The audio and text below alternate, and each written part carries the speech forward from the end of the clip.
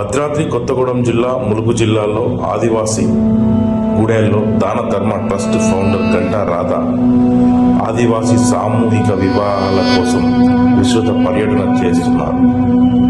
ఆదివాసీల్లో చైతన్యం తీసుకురావడం కోసం ఈ కార్యక్రమాన్ని ప్రారంభించినట్లు గంటా రాధా తెలిపారు.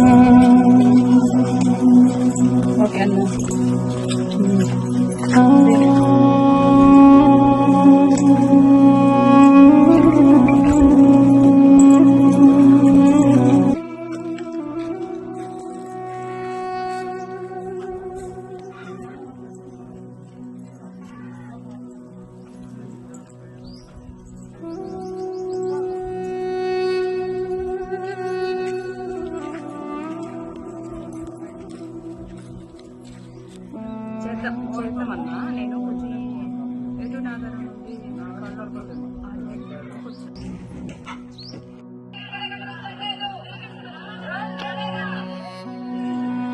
ఒక అమ్మాయి తీసుకొచ్చుకొని పెళ్లి చేసుకోలేని స్థితిలో మనం ఉన్నాం కాబట్టి పెళ్లి చేసుకుంటే ఎట్టలేదన్నా ₹1,00,000 తాలిబొట్టు ఇవన్నీ కొనాలన్నా మన దగ్గర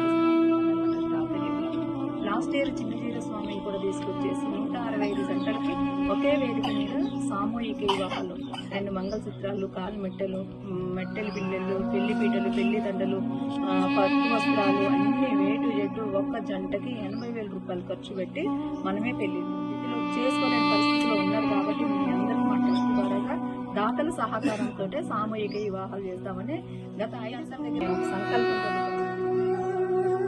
నీ పేరేంటి? అనిత. Very good. ఏం చదువుతున్నావు?